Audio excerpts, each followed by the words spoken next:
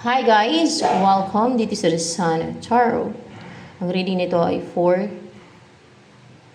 collective. This is a general reading.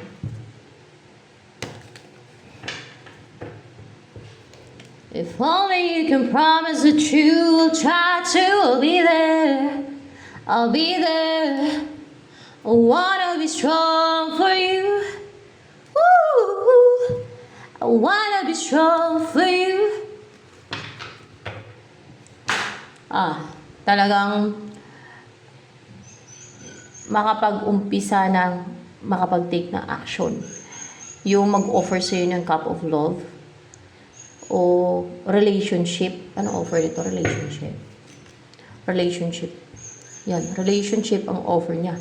Kasi single siya and ready to be in a relationship. And komportable na siya, nag-approach ka, mag-offer ng cup of love, confident siya na mag-offer ng cup of love sa'yo or ng relationship. Ayan, makarelasyon ka. Wala na mga magtatagumpay na mga humaharang-harang, mga ganon. Yung mga kaaway, yung mga nag-create ng balakid. Wala na itong mga balakid na to. And you will start a relationship together, na passionate you, active, full of excitement to walk on a new path together, ito ka, ito si person mo, ito ikaw, ganon.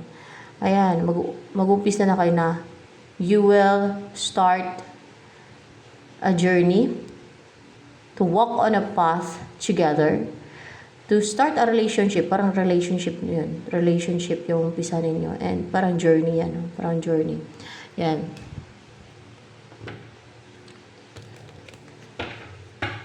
Sino yung mag-offer ng cup of love sa'yo? Si Four of Cups. Yung hindi contented sa buhay niya. Malungkot siya kasi may kulang sa buhay. Ikaw yung kulang sa buhay niyan. Kaya malungkot siya. Kaya matamlay siya kasi wala ka sa buhay niya. Wala ka pa sa buhay niya.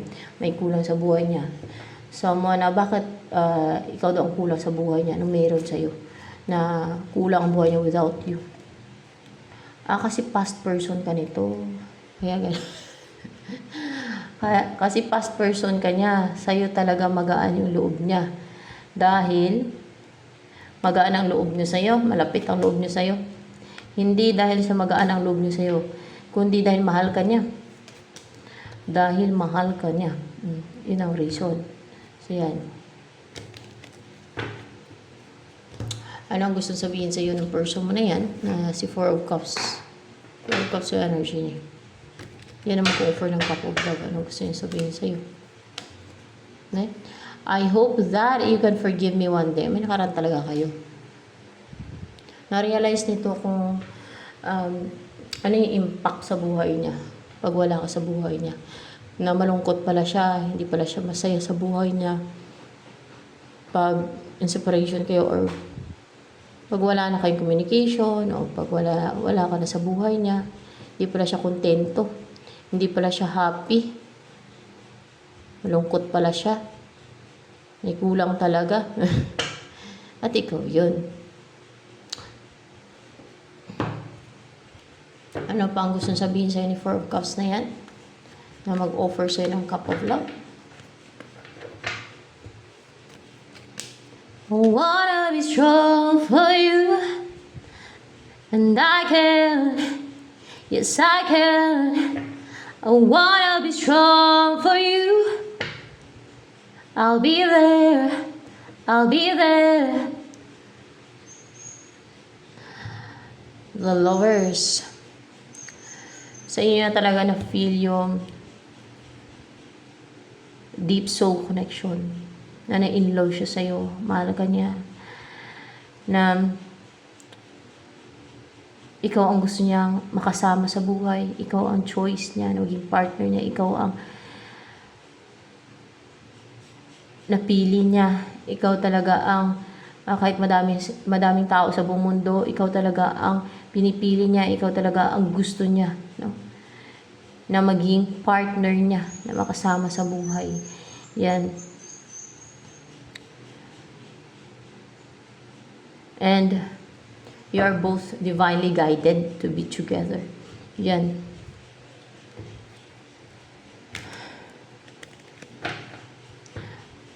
Sa'yo siya nadudyon. Talagang na-feel yung chemistry sa inyo. You are the one na that he or she is the one for you also. Yan. Ano ang nafe-feel niya sa'yo ngayon ni Four of Cups na yun na mag-offer ng Cup of Love sa'yo? Gustong gusto ka niya. Wish ka talaga niya. Gustong gusto ka niya.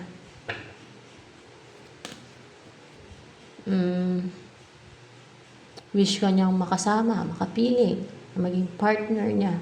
Ikaw ang wini-wish niya na kasama sa buhay, na maging partner niya sa buhay kasi mahal ka niya. Ikaw ang mahal niya.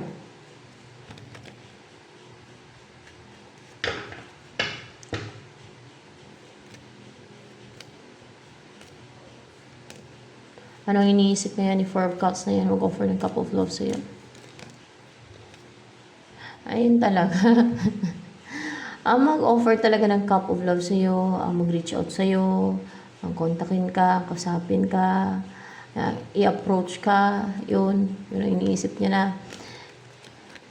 Ang maglakas loob na kontakin ka, kasapin ka, mag-reach out sa'yo, ang mag-offer ng offer niya sa'yo, relationship, yan. Ano yung offer niya sa'yo? May offer siya eh. A new beginning. Kasi may nakaraan sa inyo, may na-destroy. Na-destroy yung dati yung relationship. Kasi Tower in Reverse to, nasira. May nag-end. No? Nag-end yung relationship niyo dati. And gusto niya, mag-start kayo ng another relationship na strong na, matibay. Hindi na siya madi-destroy. And in-embody mo yung energy.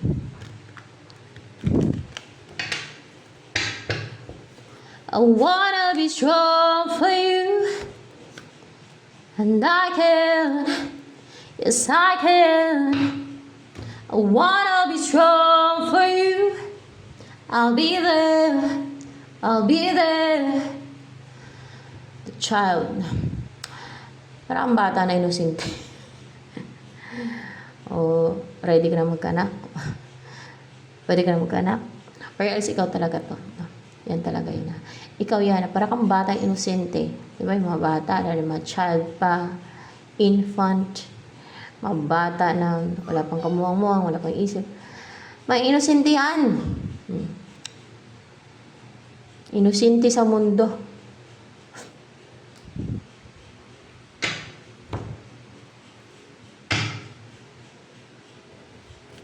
Na nakakatuwa ka. Yan. Di ba yung mga bata nakakatuwa? Ano pa? Ang in-embody mo energy. Queen of Water. You're soft, feminine, loving, affectionate.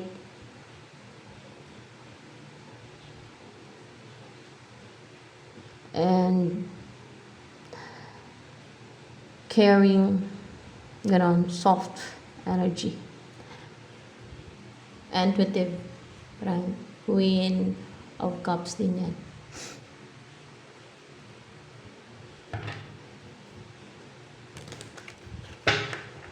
Ano ang wish for you ni Four of Cups na in a person mo na mag-offer ng Cup of Love? Na huwag mong kontrolin yung damdamin mo. Sa kanya, huwag mong kontrolin yung sarili mo. Pag nag-offer siya ng Cup of Love. Ayan. At ano pa ang wish for you ni Four Cups na yan? Upright yan. na you will be in a stable relationship na. Yun ang wish niya. Na you will be in a stable relationship with that person. Yeah, with that person.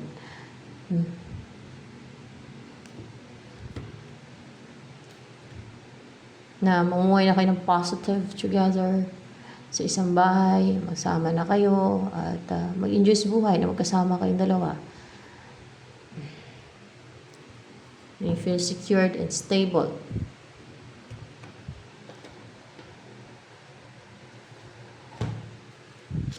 Ano maging buhay mo kasama si Four Cups na yan? General reading ito guys ha. Kadalasan ito mga for inspiration kaya positive yung reading dito. Kadalasan. Dog. Son of Hearts.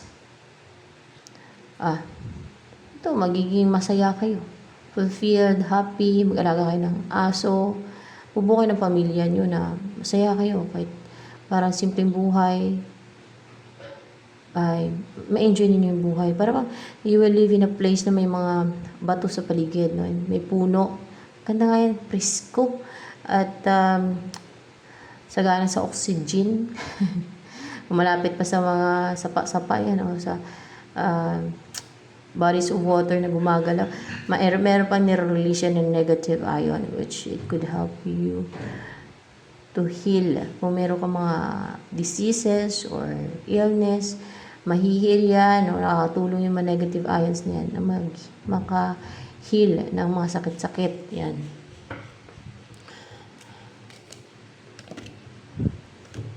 Ito din, bouquet. Ikakasal kayong dalawa. Siyempre, mahal ka niyan. Kaya, ang gusto niya makasal kayo. Kasi hindi na yan maghahanap pa ng iba o mag-aantay na kung may darating pa. Kasi seryoso na nga yan sa'yo. Mahal ka niya eh. Ikaw nga lang ang gusto niyang mapangasawa maging partner. Ikaw na talaga napili niya. Ikaw talaga. Ang dami-daming tao sa mundo. No? Ikaw talaga napili niya. Ikaw lang talaga ang gusto niya makasama. Kasi mahal ka niya. Napatunayan niyang mahal ka niya. Pag wala ka sa buhay niya, siguro kung nakapagrelasyon mo yun sa iba, hindi siya makontento, hindi siya masaya. Never siya nagmasaya. Nanap-hanap ka pa rin niya. Ikaw talagang gusto niya makasama. Kaya ganun.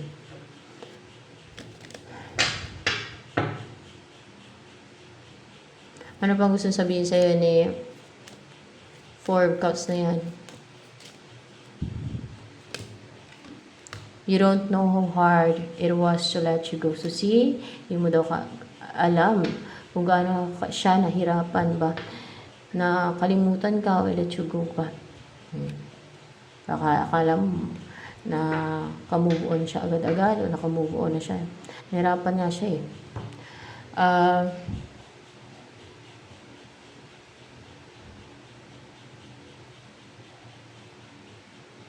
Sana ba yung ginagamit ko?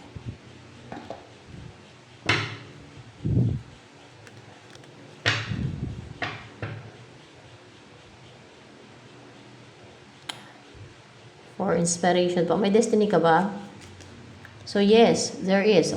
Clarified by the will of the year. So meron kang destiny. Talagang meron. Clarified pa ng the will of the year. Or wheel of fortune. Yung ganitong card. Meron kang destiny. It's a destiny card. Anong destiny mo? Ang gagawin mo sa destiny mo? Love you like you want me to. Maging mother ka. So, kung babae ka, maging mother ka. Kung lalaki ka, maging father ka. So, ayan. Kasi general reading nga itong reading na ito eh. Ang maging komportable yung buhay mo. Maging mabuting magulang.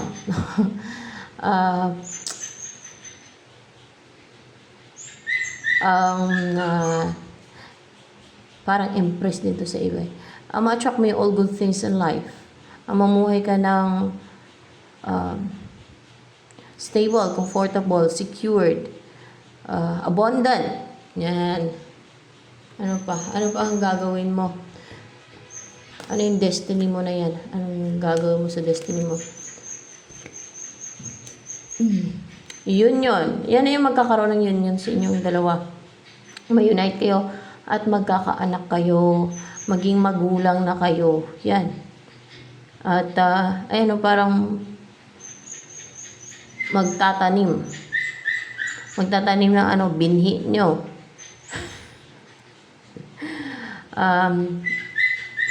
Na you will spend time in nature, outdoors, yung mapagmingle sa mga animals, yung kayo, magbinhi nyo, ibig sabihin yung binhi, yung lahi ninyo, ganon, para magkaanak kayong dalawa. And then, you will spend time with flowers. Yan, may mga flowers. Para siguro at the same time, relax kayo, comfortable, feeling rooted, grounded, connected sa nature, sa Mother Earth, ganyan. Magtanim kayo ng mga seeds, no? Para makatulong sa nature, or kahit plants, vegetables, flowers. Maganda nga yun pag madaming flowers, ang ganda tingnan sa paligid. Ang bango pa. Kasi, bakit ko nasabi yan? Kasi nung bata pa ako, ganyan yung lugar namin. Madaming flowers, madaming prutas. Ang sarap ng amoy. Mabango. Hindi kagaya sa dito. Wala ka flowers paligid. Meron akong flower dyan, isang piraso. Baybayon lang. Baybayon na flower. Pangit talaga yung lugar ako dito. Parang mga bato-bato ba. Isla kasi ito. Pero doon sa Iloilo, ang ganda kasi nung yung kinalakihan kong lugar. Kaya mamataba yung lupa doon. Hindi gano'ng mabato-bato. Talaga maganda siyang taniman. At yung paligid malawak. Malawak. Ang daming mga tanim-tanim, mga prutas, tsaka mga bulaklak. Mga lula, kumilig sa bulaklak. Ganon din nanay ko. Kaya, ang daming bulaklak sa paligid. Kaya, mabango talaga. Maamoy mo yung halimuyak ng bulaklak, lalo mabango yung bulaklak, iba-ibang klaseng bulaklak. No, kaya yung iba mabango, yung iba walang amoy, no? Yung iba talaga napakabango. Lalo yung rose mabango, lalo pag lumapit ka, mabango. Kahit yung simoy lang ng hangin lalo pag December, ay, ang sarap, feel mo yung December. Pag gano'n yung paligid mo. Pero pagka dito, hindi mo feel yung December pag dito. Hindi ko na feel dito. December, wala tsaka yung mga amoy ng mga prutas pag December, maamoy mo talaga na basta feel mo talaga December. Ang saya. Pag-isip mo sa umaga, ang ganda ng environment, fresh yung surroundings, gano'n. Makikita ka mga prutas na iba-iba. Gusto mo kumain, pitas ka lang.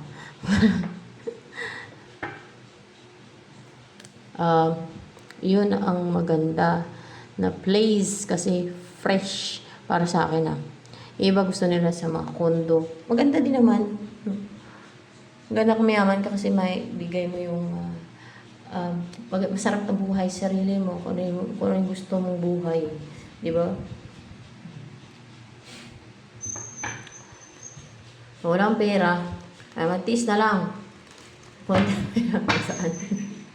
Importante may bahay, di ba? May matuluyan ka, may makain, yan na lang talaga.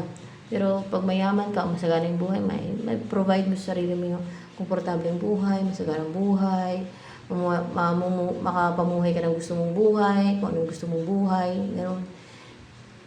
Kung gusto mong magstay sa condo, ay di sa condo ka. Kung gusto mong magstay sa farm, ay sa farm ka. Gano'n.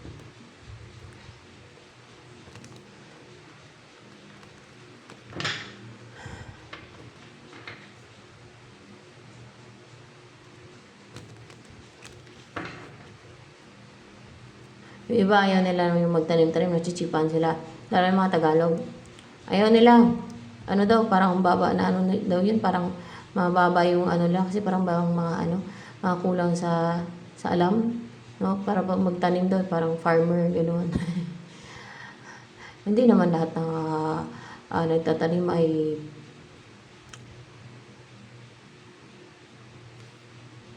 mababa o kaya ay ano. May mga tao talaga mahilig magtanim, no? Hindi porket nagtatanim ka ay ano na, mababa ka na o cheap ka na. Kasi ganun yung interpretation ng iba, ganun yung mindset nila eh. Ganun, utak palaka. Tawa na. Utak yun. Doon ko yan na panood sa Facebook na parang inaano siya, binibilittle dahil nagtatanim daw siya. May mga ganun kasing tao na parang kulang sa, parang ang kitid ng utak, no? Parang minamaliit yung pagtatanim. May mga ganun.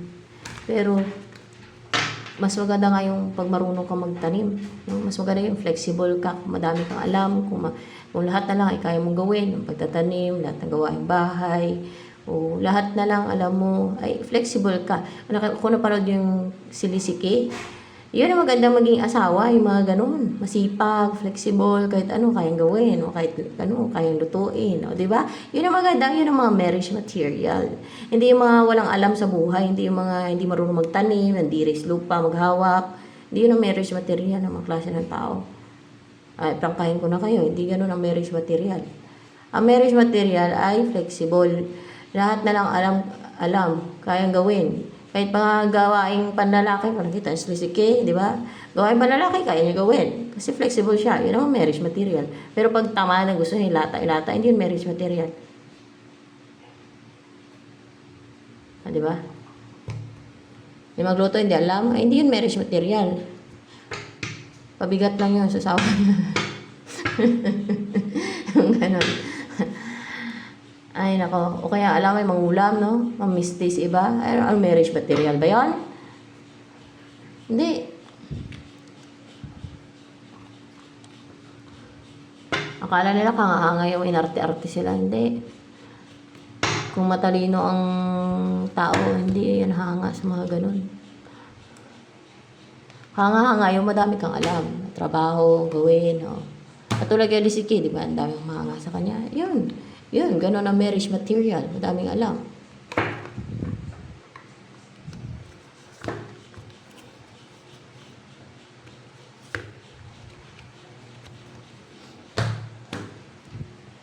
So,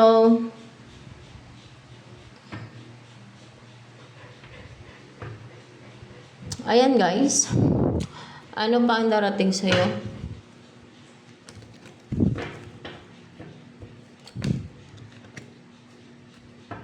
Five of Swords. Makipag-ayos sa'yo. Ano yung Five of Swords in reverse? Babalik sila kasi makapag-ayos sa'yo. Ex mo na puno ng baggage. Puno ng baggage dahil sa may ano ba yan? Yan na ba yun? Yung si Four of Cups? Siya pa rin daw yan. Parang may mga baggage nga lang siya. May mga baggage. Kasi malungkot nga siya, di ba? Kasi wala ka sa buhay niya. So, ayan. Ito na lamang for collective reading, guys. Parang bigat ng daladala niya. Bigat ng naramdaman niya. Kasi wala ka sa buhay niya. Malungkot siya. Kasi yan.